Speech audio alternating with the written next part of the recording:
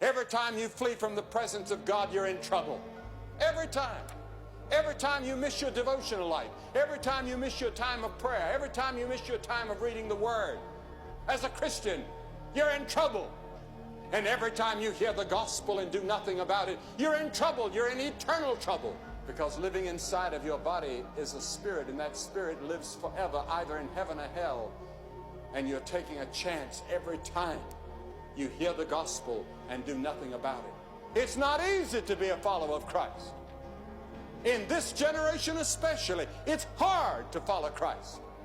Identify yourself with Christ at the school, at the factory, on the farm, and with your friends and neighbors. Let them all know where you stand, that you stand for Christ and for righteousness and for honesty and for goodness and for morality and for justice.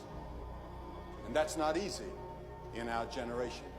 There's an easy road that's a broad road, but the end, Jesus said, is death and destruction and judgment and hell. It doesn't last long. Life will soon be over.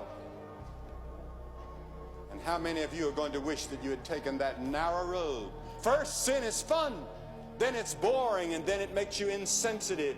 And there was a time when you were very sensitive to the Word of God. It pricked your conscience. It brought tears to your eyes. It made you uncomfortable.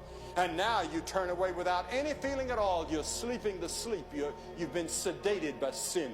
No matter what your sin, no matter how deep in sin you've been, God is in the forgiving business because of what Christ did on the cross. I'm not going to heaven because I'm good. I'm not going to heaven because I preached to thousands of people. I'm going to heaven like anybody else by the way of the cross, where Christ died for me.